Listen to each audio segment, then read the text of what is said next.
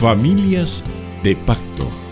El matrimonio, con sus bendiciones y desafíos, es un pacto de amor a través del cual, como familia, nos disponemos a regresar el orden de Dios a nuestros hogares para ser bendecidos mutuamente y honrar al Señor.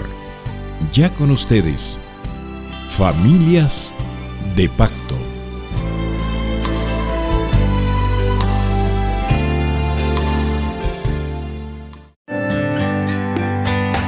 Bienvenidos al segmento Conexión Bíblica, un breve acercamiento a las Sagradas Escrituras para su mejor comprensión. En esta ocasión les hablaré del resumen de la primera y segunda carta del apóstol Pablo a Timoteo. Estas cartas fueron escritas por Pablo más o menos 66 o 67 años después de Cristo. En la primera carta, en que el Espíritu Santo le da inspiración a Pablo para Timoteo, su hijo en la fe, vemos que Timoteo significa uno que honra a Dios. Era hijo de su madre Eunice y su abuela Loida, ambas creyentes del Señor Jesucristo, y su padre era griego. Y Timoteo vivía en Listra, una provincia romana de Galacia. Al parecer, Pablo le presenta a Cristo a Timoteo en su primer viaje misionero, y cuando regresa en su segundo viaje, escoge a Timoteo para que lo acompañe, siendo él aún muy joven, y le pide que se circuncide, ya que él tenía una reputación piadosa y llega a ser discípulo, amigo y colaborador de Pablo, por lo que llegan a ministrar a Berea, Atenas y Corinto. También estuvo con Pablo cuando él fue encarcelado en Roma. Además, Pablo envía a Timoteo como su representante a varias iglesias y le encomienda la tarea de ser pastor de la iglesia de Éfeso. Y podemos ver que él también es encarcelado según Hebreos 13:23. En esta carta también vemos que contiene instrucciones que debe tomar con respecto a la falsa doctrina, exhortación para que militen en el Evangelio, la importancia de la oración, los requisitos de los líderes, una descripción de los falsos maestros y la responsabilidad que se debe tener con respecto a las viudas, los ancianos, los siervos y el peligro de la falsa enseñanza y el amor al dinero, entre otros.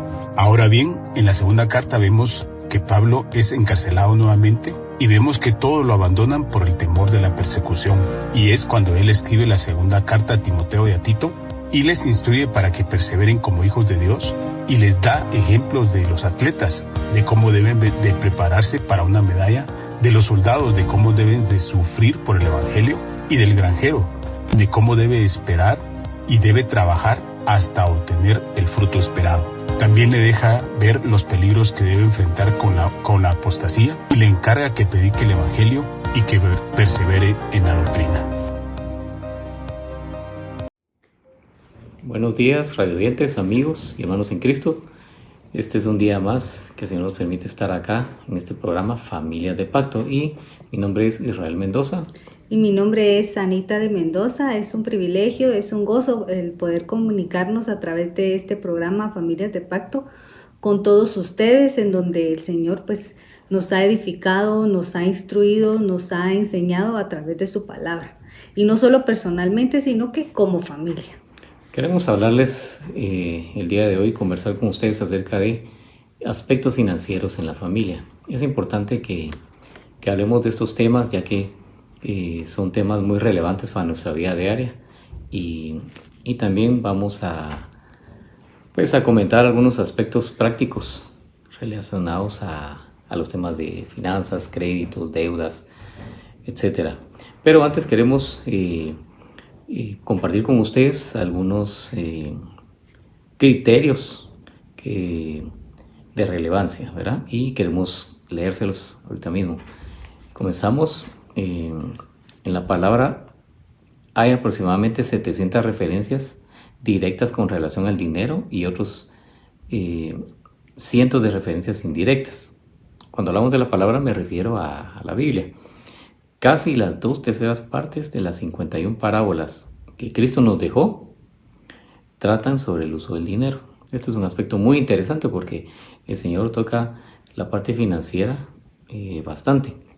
Y hay un alto porcentaje de divorcios, oigan esto, que se atribuyen no a problemas económicos en sí, sino a la forma en que se administran las finanzas en el hogar. No se relacionan, por ejemplo, con que una familia tenga deudas y diga nos divorciamos porque tenemos deudas y no podemos pagar. No.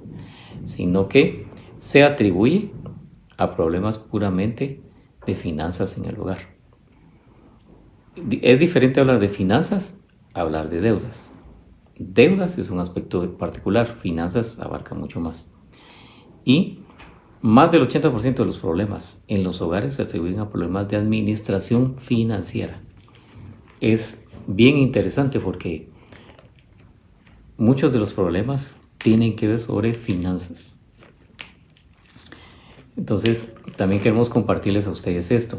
La palabra dice, el amor al dinero es la raíz de todos los males. ¿Por qué el Señor nos compartió esta palabra? Porque el dinero es un aspecto importante en la vida que muchas personas lo traducen como un estatus o una forma de vivir, o quieren tal vez tener una apariencia para que los miren como ciertas personas con cierta categoría social. Otros porque quieren tener lo que otros tienen, otros porque tal vez no tienen lo que quieren y saben que con el dinero pueden obtenerlo. Y mucha gente puede tener diferentes criterios. Entonces el Señor dijo en su palabra, el amor al dinero es la raíz de todos los males. ¿Ibas a leer algo? En la otra cita bíblica, que es Eclesiastés 7:12, dice, porque escudo es la ciencia y escudo es el dinero, mas la sabiduría excede en que da vida a sus poseedores. Muchos buscamos lo que es el dinero o el aparentar o el quedar bien con otras personas, pero aquí dice la palabra, ¿verdad? Que es mucho mejor anhelar, desear, ¿verdad? Es la sabiduría, porque ¿de qué nos sirve tener dinero, tener muchas cosas si no somos buenos administradores de lo que el Señor nos da?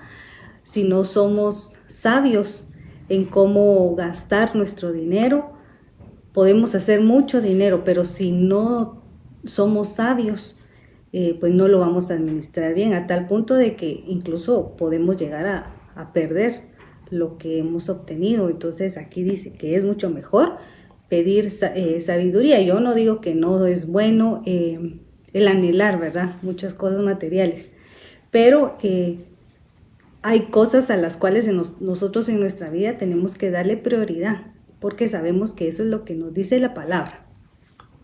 También les voy a leer esto. La prosperidad financiera de una pareja no es un indicativo de prosperidad espiritual.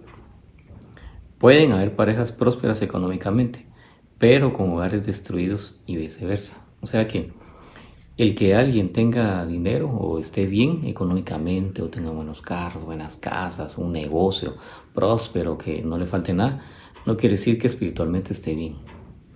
Eso no es un parámetro, porque hay gente que es millonaria o tiene dinero y no conoce al Señor. O hay gente también que tiene dinero y sí conoce al Señor. Pero no quiere decir que el aspecto espiritual esté bien. En ambos casos. Eso no es un parámetro. O sea, pueden haber parejas prósperas económicamente, pero con hogares destruidos. Que tengan suficiente dinero, pero que no sea un hogar. La forma en que se administra el dinero puede ser una expresión externa de una condición espiritual interna. ¿Qué quiere decir eso? Que eso a veces puede reflejar la vida interior. Por ejemplo, alguien que busque solo hacer dinero, ¿cuál sería su prioridad?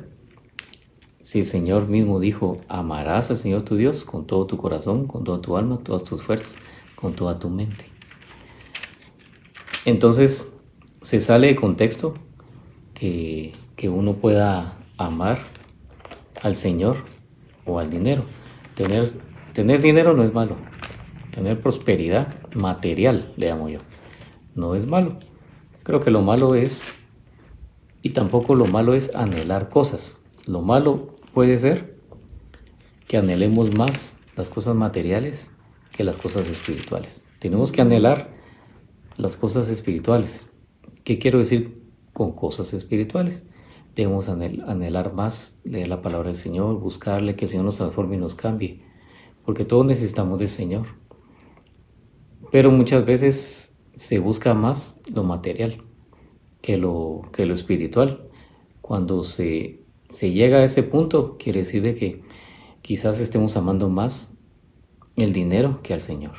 Y llegar al punto incluso de descuidar lo que el Señor nos ha dado como un tesoro, ¿verdad? Lo que es nuestra familia, nuestros hijos. A veces por el querer tener mucho más, nosotros descuidamos el aspecto espiritual y el convivir con nuestros hijos, ¿verdad? Que eso es muy, muy importante, pero a veces eso se deja en segundo plano, ¿verdad? No se le da prioridad y al final, tal vez cuando los hijos son pequeños, pues uno no se da cuenta, ¿verdad? Uno cree que todo lo que está haciendo está bien, pero en todo nosotros tenemos que pedir sabiduría, ¿verdad? Como leímos hace un momento, tenemos que pedirle sabiduría al Señor porque muchas cosas de las que hacemos no son de acuerdo a lo que el Señor quiere para nuestra vida. Y entonces, cuando son pequeños no nos damos cuenta, ¿verdad? Del error que a veces se comete. Y ya cuando los hijos son adultos, pues vemos errores o consecuencias, ¿verdad? Que muchas veces en el momento nosotros no razonamos o no pedimos dirección del Señor, ¿verdad? Entonces nuestro corazón, ¿en dónde está? ¿Verdad? Eso es lo importante, ¿en dónde está y qué es lo que queremos nosotros? Escuchen esto también. Las personas creen que el dinero da seguridad. Eso es lo que puede pensar alguien. Y se ve mucho. Dice poder y estatus, pero no es así. Dice la palabra de Dios y se los voy a leer en Proverbios 28:22. Se apresura a ser el rico el avaro y no sabe que le ha de venir pobreza. Que le ha de venir pobreza. Uh-huh. O sea que el rico viene y se apresura a ser rico, pero le va a venir pobreza, dice. Sí, yo leyendo ese versículo me interesa bastante porque en Lucas capítulo 12, versículo 13, les voy a leer acá lo que dice. El rico insensato dice. Le dijo uno de la multitud: Maestro, di a mi hermano que parta conmigo la herencia. Mas él le dijo: Hombre, ¿quién me ha puesto sobre vosotros como juez o partidor? Y les dijo: Mirad y guardaos de toda avaricia, porque la vida del hombre no consiste en la abundancia de los bienes que posee.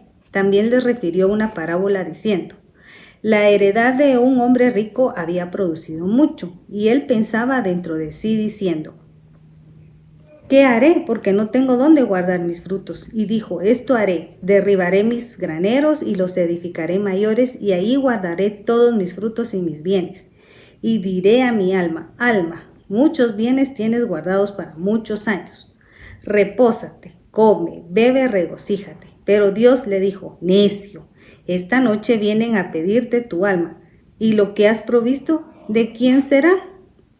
Así es el que hace para sí tesoro y no es rico para con Dios. Aquí está bien claro, ¿verdad? Habla de la avaricia, ¿verdad? Cuando no hay un propósito, ¿verdad? Conforme a la voluntad del Señor, cuando no hay una meta conforme a la voluntad del Señor, que entonces esto ya se vuelve avaricia y estamos acumulando, pero al final, ¿para quién o para qué? ¿Verdad? Eso es lo que nosotros tenemos que tener muy en cuenta. Sí, yo he tenido el concepto de que todo lo que Dios le da a uno no es de uno. Se lo da a uno para que uno lo administre, pero uno si puede ayudar a alguien, que ayude a uno, no que todo sea para uno. Y alguien podrá decir: es que la Biblia dice que todo lo que se gana con esfuerzo se disfrute. Sí, se disfrute, pero también la palabra nos dice a los hijos de Dios que ayudemos a otros. Entonces, si tenemos excedente o si tenemos la oportunidad de dar, ¿por qué no damos? Entonces, es algo que debemos meditar, porque eso se refleja en el fruto de bondad, ser bondadosos, ser alguien bueno, ser alguien que no solo piensa en uno, sino que en los demás. Alguien que piensa en los demás posiblemente no sea una persona avara, porque la persona avara solo piensa en él mismo. Uh-huh. Entonces, les dejo eso porque a veces la gente piensa de que no, yo me lo gané y es mío. Y no es así. O sea, no es que no lo ganemos, es que Dios nos lo dio. Entonces nosotros también, si miramos una necesidad y podemos ayudar, ayudemos. No nos vamos a quedar pobres con ayudar a alguien, con darle un pedazo de pan. y ser sabios, saber a quién dar y saber cómo ayudar, y cuando el Señor nos dé la oportunidad de hacerlo. Como dijimos al inicio, hay muchos ejemplos sobre parábolas. Solo vamos a mencionar algunas, solo para que tengan ustedes la idea de que sí hay varias parábolas en las cuales se habla sobre finanzas. La mota y la viga, los dos deudores, la meditación del hombre rico, el sembrador, el tesoro escondido, la perla de gran precio, el hijo pródigo, el mayordomo infiel, el rico y Lázaro, los talentos y las minas. Por mencionar algunos, pero hay mucho más. Entonces de ahí se puede sacar muchos conceptos sobre finanzas. Ahora vamos a entrar a otro aspecto importante que queremos conversar con ustedes, y es sobre las decisiones como pareja. ¿En qué impactan las decisiones como pareja en las finanzas? Al inicio les dábamos algunos datos sobre cuáles son los problemas de divorcio, y uno es sobre problemas de finanzas, no de deudas, de finanzas, sobre administración financiera en el hogar. Y algunos problemas en los matrimonios, la mayor parte se atribuyen a problemas de administración financiera en el hogar. Entonces hay algunos mitos que hay que romper, o doctrinas o costumbres o tradiciones, y es acerca de, en el caso de nosotros, la cultura guatemalteca se atribuye mucho a que el hombre es el que manda y el hombre es el que toma las decisiones finales. Y bueno, ¿qué dice la palabra del Señor? Que el hombre es la cabeza del hogar. Así es, o sea, sí lo dice así. Y la mujer se sujeta al varón, pero el varón esté sujeto a Cristo. Pero eso no significa que la mujer no sea sabia. A veces la mujer puede tomar la mejor decisión que el hombre. Entonces el hombre debe saber de que si bien él toma la última decisión, él es responsable por todo su hogar. Pero la mujer es sabia y el hombre debería escuchar a la mujer su consejo. Algunas veces la mujer administra mejor el dinero que el hombre. Entonces no quiere decir que como el hombre es la cabeza, yo tomo todo el dinero de toda la familia. Y si trabajan los dos también, por ejemplo. No, tu dinero dámelo y yo lo voy a gestionar. Porque te lo gastas en cosas, ¿verdad? De mujeres. No digo porque puede entrar en conflictos, pero ustedes saben. Cambiemos tema. Ese tema no lo vamos a discutir hoy. Pero, pero el varón es quien debe llevar el control total de las finanzas en el hogar. Ese es un mito. Y aquí en Guatemala hay mucho de eso. De que no, el hombre es el que mira todo y la mujer solo cuida a los hijos y se dedica a la limpieza y no sirve para nada más. Eso no es cierto. Las mujeres a veces son mejores negociadoras que los hombres, negociantes. Administran mejor una empresa. ¿Y por qué? Porque ellas administran el hogar, entonces Dios les ha dado ese don. No quiere decir que el hombre no lo haga. Alguien dirá, entonces ¿por qué ponen de jefes a los hombres? Porque muchas veces las mujeres se dedican más a los hijos. Entonces el hombre, su responsabilidad es proveer para el hogar. La mujer es ayuda idónea, dice la palabra. En otras traducciones dice ayuda complementaria, ayuda similar. Dicen en una versión de la Biblia que encontré la vez pasada. Entonces quiere decir de que entre los dos hay que llevar el presupuesto, aunque el varón sea la cabeza. Pero eso, yo sé que eso choca mucho todavía en nuestra cultura guatemalteca. Y alguien dirá, no tiene razón, usted no tiene razón. Y así es, yo soy el que decido porque soy la cabeza. Está bien, yo no voy a negar eso. Pero también la mujer es sabia.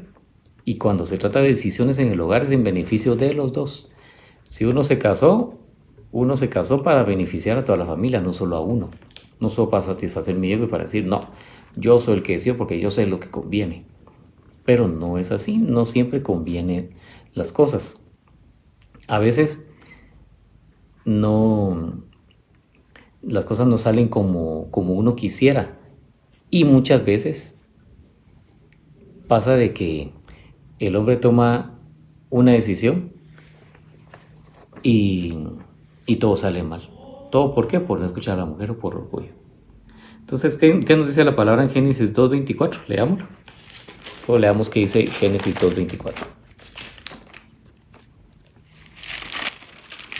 Génesis 2:24 dice: Por tanto dejará el hombre a su padre y a su madre y se unirá a su mujer y serán una sola carne. Solo ahí. ¿Qué dice? Y serán una sola carne. Entonces, si serán una sola carne, ¿por qué las decisiones solo las toma el varón?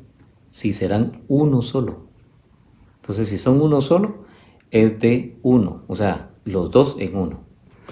Entonces, el matrimonio es para ser uno solo, no dos. Y también, ¿qué dijo el Señor al inicio? Sojuzguen la tierra. Gobiernenla a los dos. Se los dijo a los dos, no se lo dijo solo a uno. No le dijo, el hombre dirigirá y tú te vas a sujetar a él. No. Le dijo, sojuzguen la tierra. Ese era el propósito del Señor. Pero sigamos, pues no nos vamos a meter a problemas. Yo se lo quería leer aquí en 1 Corintios 11:11 dice: Pero en el Señor ni el varón es sin la mujer, ni la mujer sin el varón. Porque así como la mujer procede del varón, también el varón nace de la mujer, pero todo procede de Dios.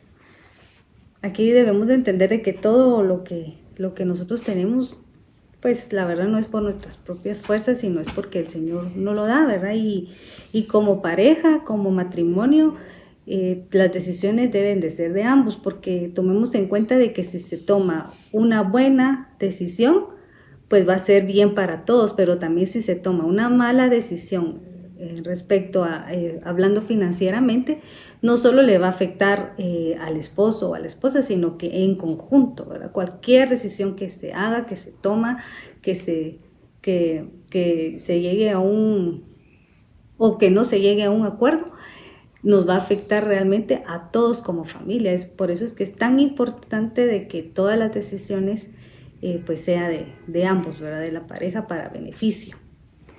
Sí. Vamos a seguir leyendo esto. Hay algunos criterios bíblicos. Dice, oigan la obligación del varón es proveer para los suyos. Era lo que les decía anteriormente, en 1 Timoteo 5:8 dice. O sea que el hombre es el que debe proveer para los suyos. La obligación de la mujer es administrar el dinero con sabiduría. Proverbios 31 del 10 al 31. Habla sobre atributos de la mujer sabia. So, vamos a mencionar algunos. Su esposo confía plenamente en ella, el verso 11. Es fuerte de bien y no de mal, verso 12. Gustosa trabaja con sus manos, verso 13. Afronta seguro el porvenir, 25. Está atenta a la marcha de su hogar, verso 27, por mencionar algunos. Entonces, tanto el varón como la mujer pueden administrar el dinero con sabiduría. Ahora vamos a hablar sobre administración financiera. ¿Qué tiene que ver todo esto? Ya vimos la parte bíblica. Ahora veamos la importancia de la administración financiera. Entonces, ya vimos como primer aspecto las decisiones como pareja se deben de tomar juntos. Ahora, ¿qué es administración financiera? Entonces, la administración financiera tiene que ver con la planificación adecuada del uso de los recursos que uno tiene. Al hablar de recursos no solo es dinero, son bienes, son algunos aspectos, bueno, en contabilidad se llamará activos y pasivos. Dicho en otras palabras, son todos los ingresos, egresos y tienen que ver los gastos. Entonces, para efectuar una adecuada planificación financiera es necesario hacer un presupuesto de ingresos y gastos, priorizar aspectos en que se utilizará el dinero. ¿Qué hace mucha gente ahora cuando quieren comprar algo? Mira, comprémoslo con una tarjeta de crédito. Entonces, digamos, es un ejemplo. Supongamos que gano 5,000 quetzales mensuales. De esos 5,000, 3,000 quetzales o 3,500 son para gastos. Esos gastos son transporte, agua, luz, teléfono, renta, comida. Es un ejemplo. Entonces me quedan 1,500. De esos 1,500 lo voy a utilizar para X cuestiones que salen siempre, algunos gastos extras, por ejemplo gasolina, que pidieron de la escuela o el colegio un material hay que dar. Entonces al final van quedando como 500 quetzales. Entonces de repente vamos nosotros a pasar un comercial, sin mencionar nombres, o vamos a, no sé, a sextear, como decimos, a la Sexta Avenida, y miramos un televisor de 70 pulgadas. Y uno dice, mira, para la sala se miraría bonito eso. Yo he soñado con tener un televisor y ver ahí las mujeres dirían ver mis películas románticas, y los hombres ven mis partidos de fútbol, básquetbol o lo que sea. No importa para qué, pero es un televisor. Entonces, ¿qué hacen? Uno entra y averigua y le dicen, mire que le damos facilidades de pago, precio contado, solo necesitamos tarjeta y tantos pagos. Pueden ser hasta 60 pagos Visa cuota, y nos quedan las cuotas a 250. Entonces dice uno, bueno, 250 sí me alcanza. Y uno se mete a esa deuda. Entonces dice uno, bueno, sí, me quedan 500, entonces 250. Entonces, me quedan 500, ahora son 250, dice uno. Entonces, así queda. Después, a la siguiente semana, salen otra vez. Y mira que la refri hay que cambiarla. Y otra vez.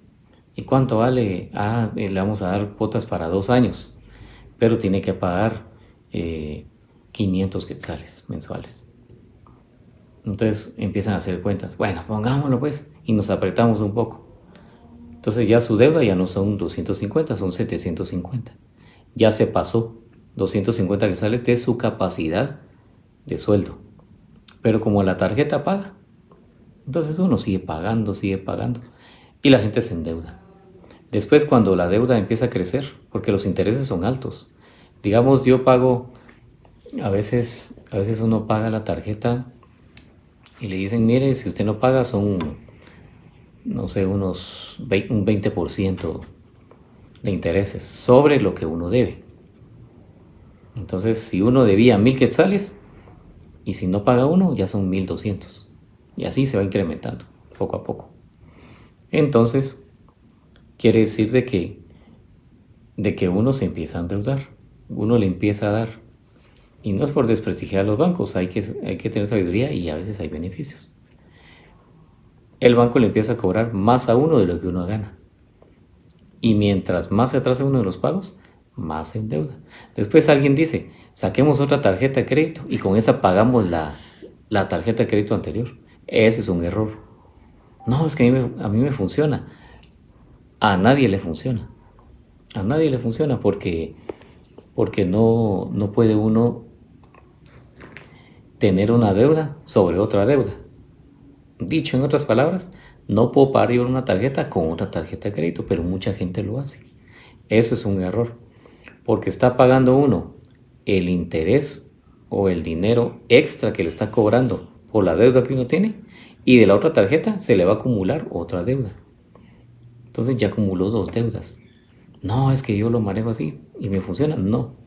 Lo que está haciendo uno es pagando mucho más de lo que debería pagar.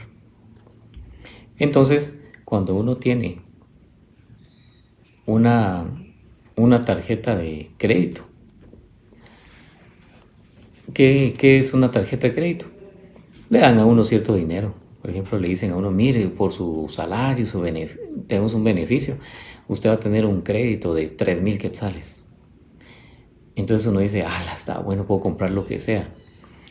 Pero no es así. Uno debería pensar, bueno, son 3,000 quetzales, son 3,000 quetzales de mi sueldo. Si yo gasto 1,000 quetzales de mi tarjeta de crédito, esos 1,000 quetzales uno los debería pagar de inmediato o a fin de mes. Pero uno no hace eso. ¿Qué piensa primero uno? Yo pago. No, primero es el alimento, la renta, la luz, el internet. Eso es lo que piensa uno. Ahora, aunque no lo crean, ahora el internet se volvió prioridad. O alguien dice, no, este mes no paguemos internet, no es importante. ¿Qué? ¿Para quién no es importante el internet? Con las redes sociales y tanto que hay ahora. Estudios y todo. Ajá, y ahora también hasta los hijos necesitan internet para estudiar. Entonces, todo cambió. Entonces, uno mira sus prioridades y uno no anda viendo, no, gasté 2,000 quetzales de la tarjeta de crédito, voy a pagar primero eso y después miro mis gastos. No, uno mira comida, uno mira las los aspectos básicos. Pues mira, comida, alimentación, transporte, y las deudas las empieza a ver de último uno. Y ni siquiera menciona los diezmos. Entonces, eso es bien complejo. Si alguien tiene una tarjeta de crédito, debe manejarla con responsabilidad, sabiendo que solo es para algún gasto específico, o si tiene la solvencia para pagar. Si no, nadie debería meterse a tener una tarjeta de crédito, ¿verdad? O sea, no estoy diciendo que no sea bueno. Tiene beneficios, sí, pero hay que saber usarlo. Eso es con las tarjetas de crédito. ¿Qué pasa con las deudas?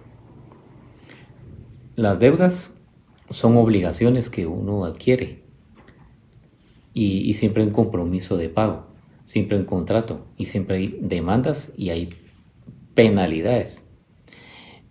Pero ¿qué pasa cuando, digamos, yo tengo una necesidad, voy con un hermano en Cristo en la iglesia, este es mi cuate y este me va a prestar unos 1,000 quetzales porque es mi cuate, yo sé que me los presta?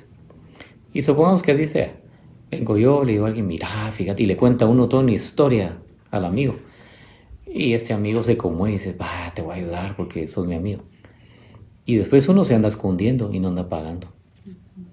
¿Por qué? Porque no quedó ningún contrato firmado, no quedó ningún convenio de pago. Como era el amigo, existía la confianza para no tener un contrato, un papel firmado. Y después uno anda escondiéndose. ¿Qué dice la Biblia?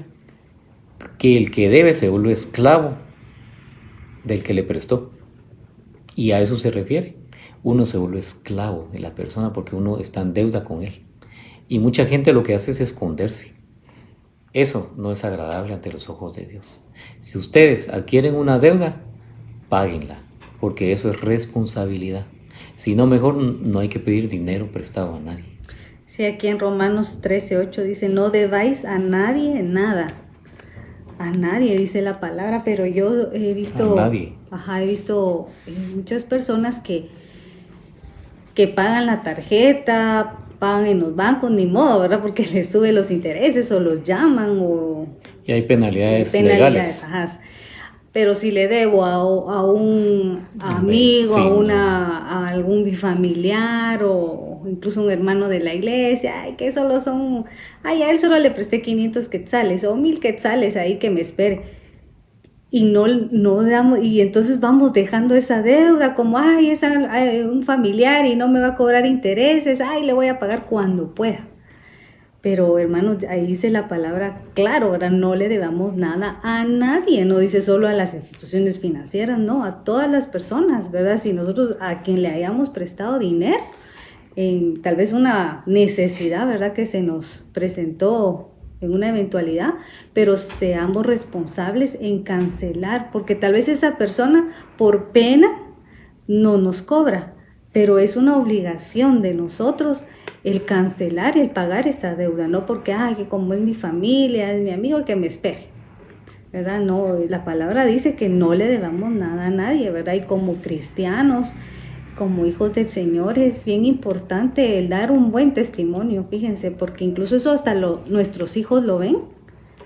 Uno dice, uno piensa que no se dan cuenta, pero nuestros hijos ven cómo nosotros somos administradores del dinero y en nosotros está el dar un buen testimonio, el que ellos aprendan a usar adecuadamente las tarjetas de crédito, por ejemplo, el ser buenos administradores ya cuando ellos trabajen y ganen su dinero, o sea, todo eso lo ven, ¿verdad? Y ahí es donde nosotros tenemos que cuidar todo esto y es por eso es que hablamos de este tema y estos aspectos que son importantes. Sí, a veces la gente misma se engaña diciendo, la tarjeta de crédito hasta el otro mes me cobra, pero eso ya es una deuda. Cuando alguien compra algo con crédito, tarjeta de crédito, ya adquirió una deuda. Entonces eso tiene que entender la gente, que eso hay que restarlo a su ingreso mensual, a fin de mes. Quien no hace eso, se engaña a sí mismo, porque dice, no, hasta 40 días después me da 45 días. No, pero llega a fin de mes y después en la quincena a veces no le pagan o tienen otros gastos. Hay muchos gastos. No mencionamos mucho, pero por ejemplo, necesidades familiares, que son comida, vestuario. El vestuario uno puede decir, bueno, hasta que se rompa, digamos, no es una necesidad básica, pero sí es una necesidad. Pero eso no es tan prioritario como la comida. Si no comemos, nos enfermamos o nos morimos. La educación de los hijos. ¿Quién no quiere que sus hijos tengan estudios y educación? Pagos de la casa, ya sea una deuda o YUSI, o si alguien tiene casa propia, tal vez, qué bueno, pero hay otros servicios como agua, luz, teléfono, internet, pago de deudas. Lo que decíamos, una tarjeta de crédito es deuda. No lo miren como un beneficio. No, es que es un beneficio porque puedo comprar por pagos. Sí, por pagos, pero se adquiere una deuda. Entonces, eso es una deuda. Pago de impuestos. Y hay otro aspecto que a veces no se toma en cuenta. Uno, los diezmos. Y otro aspecto, la ayuda a los padres. ¿Por qué es que a veces, y no es que sea obligación de los hijos, pero es una forma de honrar, creo yo, a los padres, ayudándolos, a los padres y a los suegros, a los dos? Porque a veces viene la nuera o el yerno y dice, no, a tu papá no, lo ayudo, yo ayudo a mis papás porque hay que honrar a mis papás, pero también hay que honrar a los suegros, en ambos casos. Entonces yo creo que si al inicio hablamos de que esto debe llevarse en pareja, entonces también eso es en pareja. Los dos deben de estar de acuerdo, vamos a ayudar a tus papás y a mis papás. Puede ser con dinero, puede ser llevándoles un día víveres, comida o medicina. Yo he conocido gente que sí bendice a sus suegros y a sus papás. Y sé de gente también que no ayuda ni bendice a sus papás ni a sus suegros, porque dicen no me alcanza. Pero ¿será que no le alcanza porque no administra bien? Hay que pensar en eso. Yo creo que lo que el Señor nos da tenemos que administrarlo bien y tener prioridades. Hay gente que dice, no pagué mi deuda porque no tenía, y se van a pasear. O sea que sí tenían, pero no quisieron cumplir con su responsabilidad. Nosotros como cristianos, como hijos de Dios, tenemos que ser responsables y si tenemos deudas, salgamos de esas deudas. Apartemos el diezmo, apartemos las deudas y a partir de ahí miremos cuánto presupuesto tenemos y si tenemos capacidad de adquirir más deudas o comprar cosas. Entonces, por eso les decíamos al inicio que esto es bien complejo y por esa razón es que en los hogares muchos de los pleitos son por finanzas, porque la mujer, o el varón o la mujer, o el esposo o la esposa, ¿verdad? Gastan dinero sin consultar al otro y se pelean. O porque, mira, ¿por qué compraste eso si no es necesario? Es que yo compré porque es mi sueldo. Es se lo atribuyen como mío, yo me lo gané. No se lo ganó. Dice la palabra que el varón tiene que proveer para su casa. O sea, todo, miren, tal vez duele, pero todo el salario del varón es para proveer a los suyos. Eso dice la palabra. Y la mujer puede ayudar, puede ir a trabajar, pero la responsabilidad es del varón. Eso dice la palabra de Dios. No quiere decir que con eso el hombre tome la única decisión. La palabra de Dios no dice eso. Dice que el varón provea para los suyos. Eso dice. Solo eso dice. No dice, y la mujer debe proveer. Ahora, si nos vamos a las leyes, el Código Civil habla acerca de la responsabilidad que tiene el varón de proveer a sus hijos, la manutención de la familia. Pero si la mujer trabaja, también es responsable. Pero siempre el Código Civil habla primero del varón, que tiene la responsabilidad de la manutención y las necesidades de su familia. Para ir concluyendo, queremos comentarles esto, y es que yo sé que muchos tenemos anhelos. Algunos quieren comprar un vehículo del año o de mejor marca o viajar al extranjero en familia o hacer un viaje o al interior del país, y para todo eso se necesitan costos, recursos, dinero, ahorros. Quieren tal vez una mejor casa o comprar un terreno, construir. Algunos piensan en un plan de retiro o alguna herencia para los hijos, entre otras cosas. Entonces, todo ello es bueno anhelarlo, pero hay que ponerlo en las manos del Señor y también estar entendidos en lo que dice la palabra de Dios. Les voy a leer esto. Dios quiere que prosperemos en todo, Tercera Juan 1:2. También en Eclesiastés 3:13 dice, es don de Dios que gocemos del bien de nuestro trabajo. O sea que lo disfrutemos. Si ganamos cierto dinero, vamos a disfrutarlo de acuerdo a nuestra capacidad. Eclesiastés 10:19 dice, el dinero sirve para todo. Imaginen eso. Sirve para construir, sirve para, obtener algún bien, algún servicio, para recreación, para comprar medicina, para muchas cosas. Proverbios 8:18 dice, las riquezas están con la sabiduría. O sea que quiere decir que las riquezas tienen que ver con la sabiduría. Proverbios 10:22 dice, la bendición de Jehová es la que enriquece. Qué hermoso versículo, porque lo que enriquece no son las riquezas, es la bendición del Señor. O sea que todo lo que el Señor nos da es bendición. Proverbios 21:20 dice, tesoro precioso de aceite hay en la casa del sabio. Proverbios 31:18 dice, la mujer virtuosa ve que va bien sus negocios. ¿Ibas a decir algo? No, solamente que todo lo que la palabra nos enseña, ¿verdad? Acerca de cómo pues el Señor nos quiere bendecir también, ¿verdad? De Él es el oro y la plata, dice, ¿verdad? Entonces, el Señor nos quiere bendecir y disfrutemos, ¿verdad? De lo que el Señor nos da. No importa lo que tengamos, sino que nosotros vivamos felices, vivamos tranquilos, vivamos en paz con lo que el Señor nos da. No tal vez envidiando lo que los demás tienen, o queriendo, mejor dicho, también lo que los demás tienen, sino que nosotros seamos de un corazón agradecido, ¿verdad? Por lo que tenemos, y que lo disfrutemos con nuestra familia. Les queremos dejar esto en sus corazones y queremos que escuchen bien. Dice, no poner nuestro corazón en las riquezas. Eso lo enfatiza Mateo 6:19-21. No confiar en ellas, ni en el dinero, ni en nuestra capacidad, ni en nuestra profesión o nuestros títulos. Porque dice Proverbios 11:28, el que confía en sus riquezas caerá, mas los justos reverdecerán como ramas. O sea que hay que confiar en el Señor, no en las riquezas. La abundancia y la escasez de cosas materiales no deben afectar la relación del Señor con nosotros, con nuestra familia, con nuestro cónyuge, con nuestros hijos. Va a depender de nuestra actitud cómo ver nosotros las cosas materiales. Dice la palabra del Señor que no debemos poner la esperanza en ellas, las cuales son inciertas, sino en Dios, que nos da en abundancia.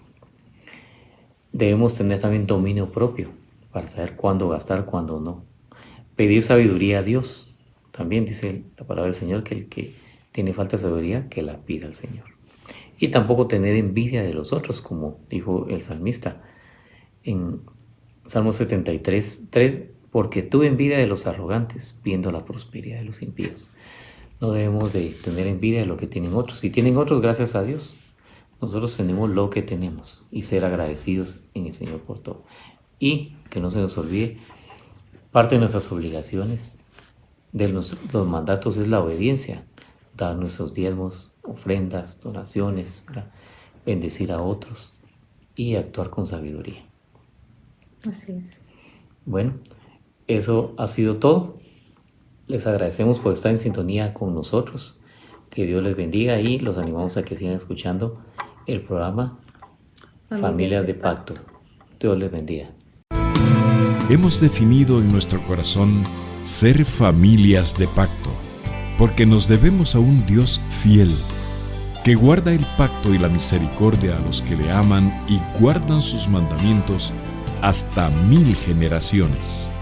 Te invitamos a participar con nosotros el próximo sábado a partir de las 8 de la mañana. Familias de Pacto. Es un programa producido por el Ministerio Familiar de Iglesia de Cristo Elim Central.